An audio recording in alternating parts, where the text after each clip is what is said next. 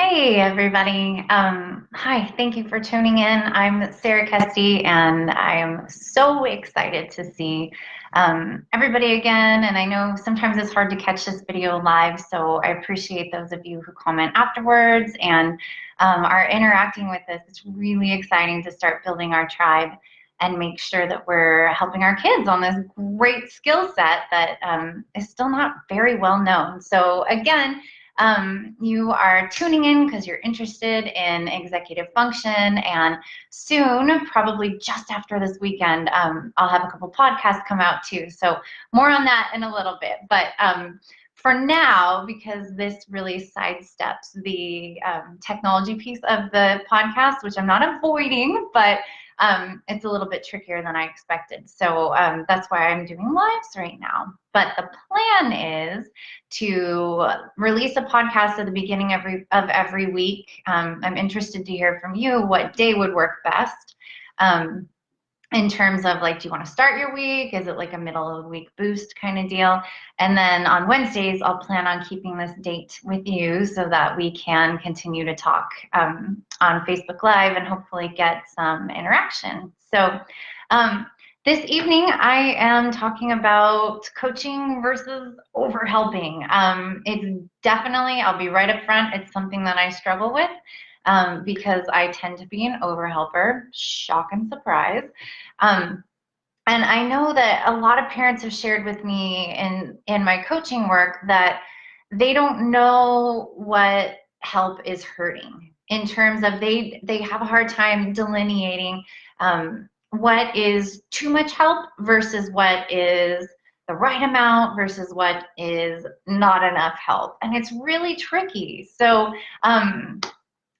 also, parents have shared that maybe it's a source of conflict in their marriage or relationship, or even relationship with their parents, because maybe the grandparents see the child in an old school way. They don't maybe know about executive function or ADHD or learning disabilities or autism. I mean, there's been a lot of development in the last couple years. And so, parents have shared with me that their own parents are sometimes in disagreement with them in terms of what the cause of some of the functional behaviors we see are. So, hi, Dawn, I saw you. It was so good to talk to you today. My brain is still working on some solutions for Liam, but I'm really glad we had such a good conversation today. So, thanks. Um, so that can be a source of conflict, because here you are saying, I want to advocate for my kid. I really want to, jump in and help him. But then maybe others in your life that are equal players in your child's life are saying like, no, he's just fill in the blank, lazy or frustrating, or, whatever we kind of use. But I do want to acknowledge that that is such a reality for so many parents that have kids with special needs. Or as a special ed teacher, I can tell you that when I go and advocate and kind of challenge my general ed teachers to consider maybe other things that might be driving the behaviors that are frustrating them, not excusing them, but having them sort of reframe so that they can see it in a different light. And again, like we talked about last week, be in the driver's seat with strategize that struggle. So instead of being victimized by this kid's poor choice, I can go back and say, okay, what can I do? I know this is what's causing it. Maybe this is the skill deficit.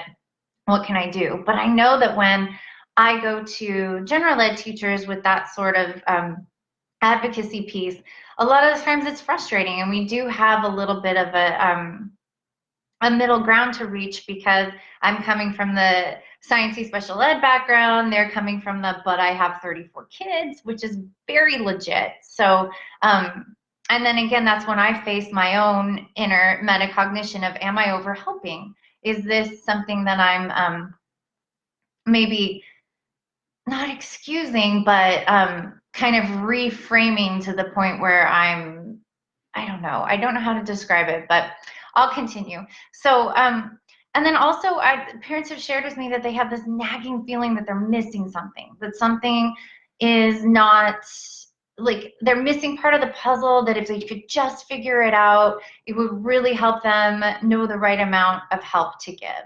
or know which type of help to give. I know, Dawn, when we talked, we were, and I won't disclose anything personal, but we were talking about, there was a help set up for her son in school in kindergarten, and then it's kind of morphed into something different where we're wondering now, what purpose does it serve, and is it actually hindering? So it's a good idea to stay cognizant of that. Your child's growing and her needs are growing, and so what she needs at school, at home, is changing all the time. So we have to recognize that in terms of what help we're providing, is that it's not going to be a static thing. It's going to change over time.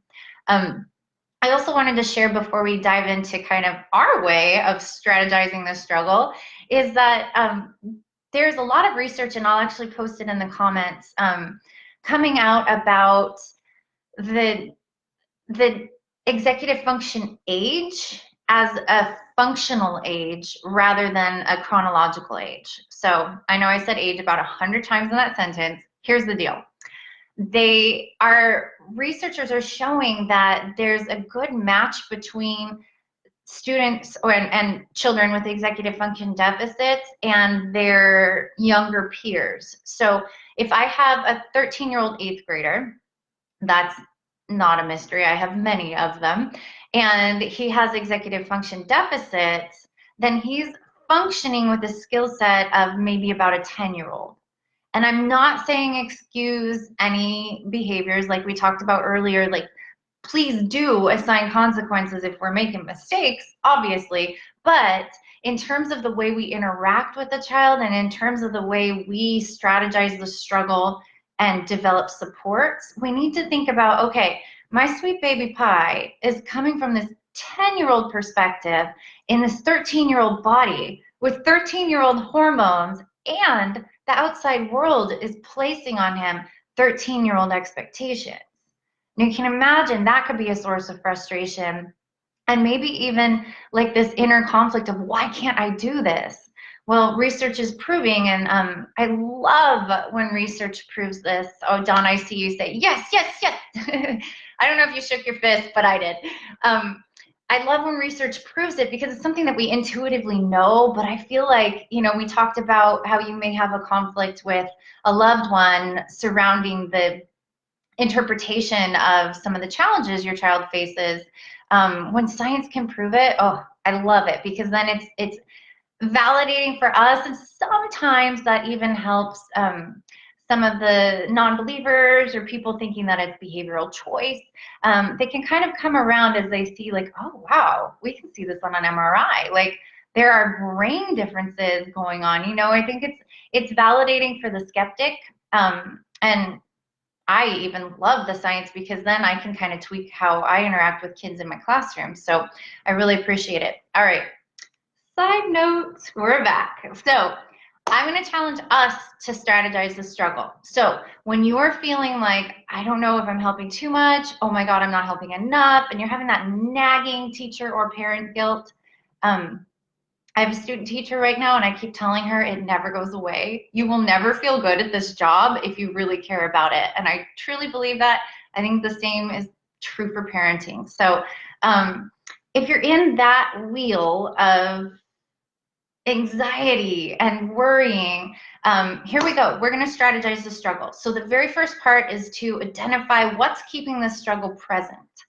So my guess is that it's a pattern of, I'm going to bail you out. I really need to help you.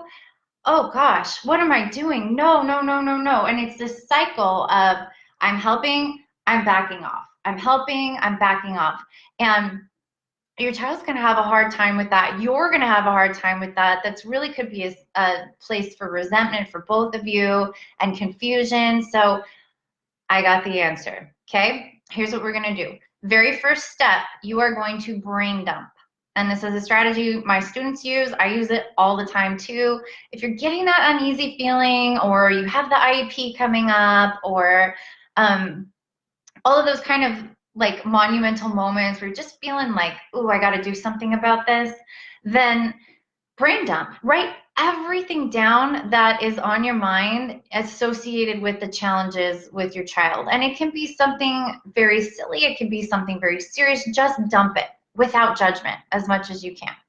Okay, so you're just going to dump it. You don't need to share it with your child. It doesn't need to be something that you reference over and over again. It's not a worry list. It's just get it out so you can see it.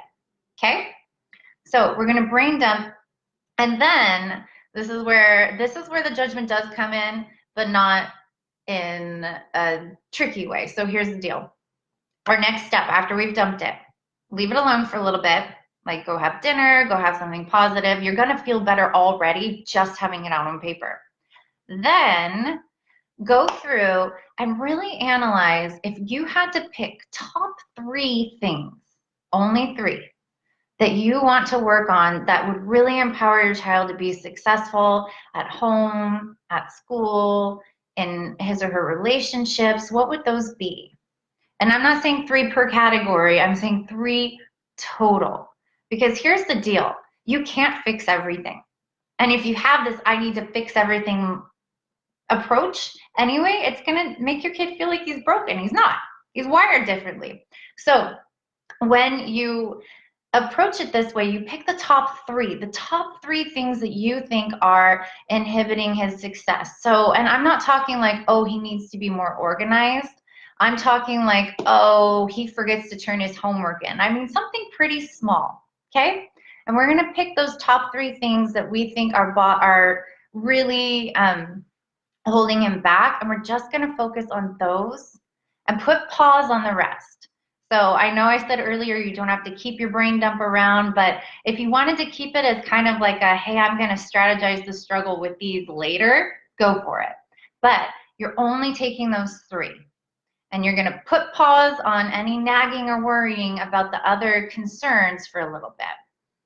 And once you've picked those 3, so it might be developing a homework routine. It might be that he's interrupting a lot because of the impulse control issues. It might be that getting off video games is really tricky, and that's such a source of problems at your house.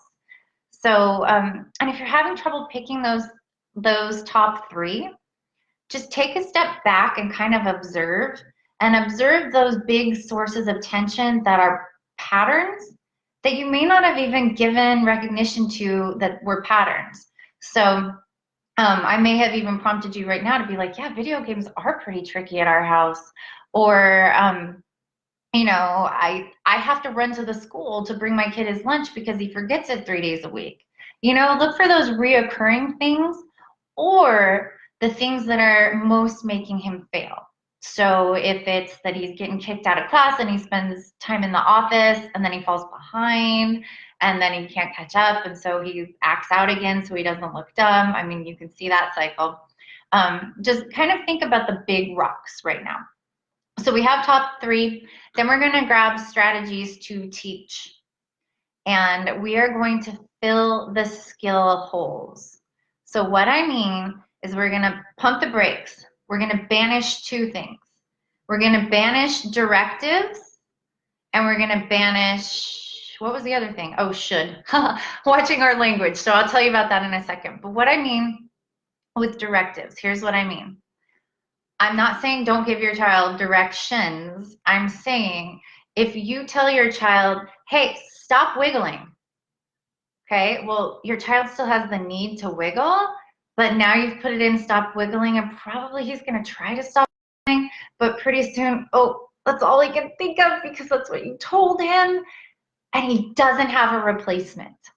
So that's what I mean by only directives. Banish only directives. So if you're saying get organized, and your child doesn't have the skills to get organized, that's like telling me to like flow in Japanese. This is not happening. I don't have the skills. Okay? So when you hear yourself say, come on, why don't you pay attention? If you hear yourself, and here's where the language piece, the second part comes in. If you hear yourself say should or just, those are good clues to you that you are telling your kid to do something that he can't do yet, or he doesn't have the full tool belt to do. So here's what I mean. If you're saying, hey, you should know that your homework is due every Friday, or you should keep track of your socks. You should know that you're not supposed to interrupt. all of those things, like, yeah, for sure, we should know. But those are also related to brain differences and executive function deficits that life just didn't fill in for us. So when you hear yourself say should or just, that's probably a good indicator that first you need to watch the way you're talking, because you're not teaching strategies. You're kind of in the I'm going to complain and nag mode. And then second, think back to, okay, if he can't, if I'm saying you should organize your socks, but he can't, then maybe I need to teach a system.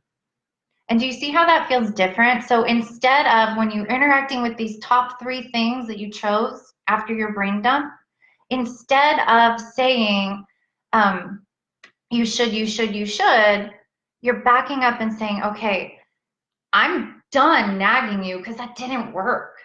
What can I teach you for you to be able to do this on your own? And I think that shift is where you get the great results, and you get a whole lot less of that nagging. Am I helping too much? Am I not? Because instead of doing for your child, you're doing with your child, and you're coaching your child, and you're focused on some areas that you can really see growth, and areas that you also see are real needs. So, and if you're unclear about what to prioritize, this weekend I'm working on a quiz for you to take and kind of assess where your child is with executive function. So I will email everybody that. And like I said earlier, I will put in the comments the link to some of the research showing that, again, if you just joined us, there's new research coming out about how executive function deficits can make your child function at a functional age that's lower than their chronological age, which can be very frustrating from every angle. So here's the deal. We strategize the struggle. You are not over helping. You are not under helping. You're helping smartly. Smartly. That's ironic, isn't it? But you know what I mean. You're helping in a smart way. You are planning it. You are strategizing the struggle. So instead of having the issues of like, oh, I'm going to help so much, oh, I'm going to back off, instead of that, let that like wicked cycle where you feel guilty, you're going to say, all right, I'm going to figure this out. I'm going to dump everything that's stressing me out. I'm going to name the top 3 things that really are holding my child back or making my home life crazy. Okay, because it can be about your family dynamic too. This really, I mean, executive function deficits are so invisible that it very much looks like behavior sometimes. And you want to be able to lean on your teenager to say like, hey, can you empty the dishwasher? Which seems so easy to someone who doesn't have executive function deficits, and is so crazy hard. And we'll talk about why later, for someone who has executive function issues. So you're dumping your brain. You're talking about the, oops, my hand went off camera. You're talking about you're figuring out the 3 top things that you're going to work on, and then you're strategizing. You're coming up with ways. If you want to reach out to me and say, hey, these are my top 3, what strategies do you got? I'm here. Do it, because I would love to help you. And then you're talking to your kid, saying like, hey, these are some things I want to work on with you. Involve him or her with the process. And you'll know that you're helping the right amount, because you're mindfully helping. You're not reaching in and bailing out, but you're identifying the spots that really need that support, so that you're smart about the way that you're helping your child. And we'll, of course, talk more. I feel like I could talk about this for hours, because I love it and I've seen it change lives. But it is very tricky and multifaceted, and we got this. So I'm so thankful that you joined in. I see all my people, and I love you so much. Thank you for being here, and I look forward to hearing from you about what top 3 you picked. Maybe like if you have some strategies that you want me to share, I would love that too. And I will catch you on the podcast after this weekend. Oh, I'm so excited and this much nervous, but pretty excited. All right, much love. Have a great rest of the week. I'll talk to you soon. Bye.